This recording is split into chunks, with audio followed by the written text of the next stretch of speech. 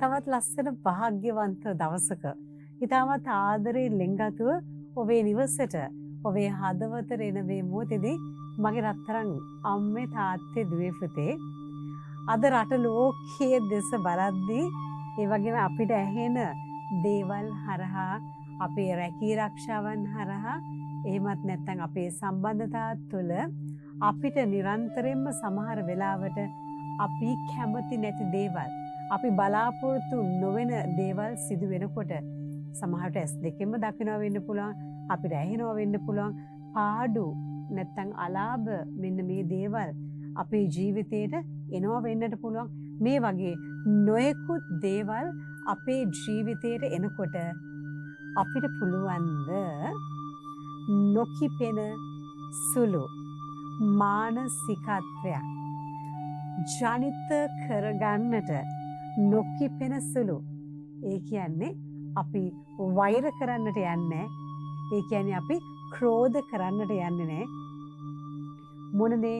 ලැබුණත් මොන දේ මගේ ගාවට ආවත් කවුරු මොනවා කිව්වත් මම මගේ ශාන්තිමත් භාවය මගේ මානසිකත්වය මම ඩිස්ටර්බ් කරගන්නට යන්නේ මම කලබල කරගන්නට යන්නේ කලබල වුණ ගමන්ම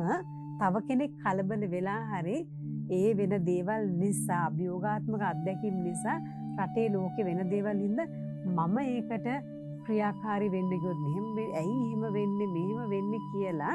අන්න ඒ දේ තුල සිදුවෙන දේ තමයි මගේ රත්තරන් අම්මේ තාත්තේ දුවේ පුතේ අපිට ඊටමත් ශාන්තිමත්ව සාමකාමීව ඉන්න පුළුවන් මොහොතක්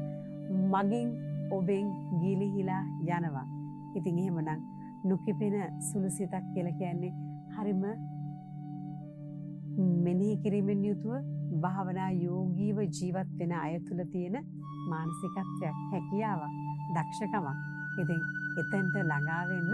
ලේසි නෑ පහසු නෑ. නමුත් උත්සාහ කළොත් හැම කෙනෙකුටම පුළුවන් ලස්සන ධර්මයක්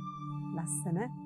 දෙයක්. ඉතින් අපි උත්සාහ කරමු ස්වාමින් වහන්සේ අපිව නිරන්තරයෙන්ම ආශිර්වාද කරાવી. උත්සාහය ආශිර්වාද කරાવી. ආමෙන්.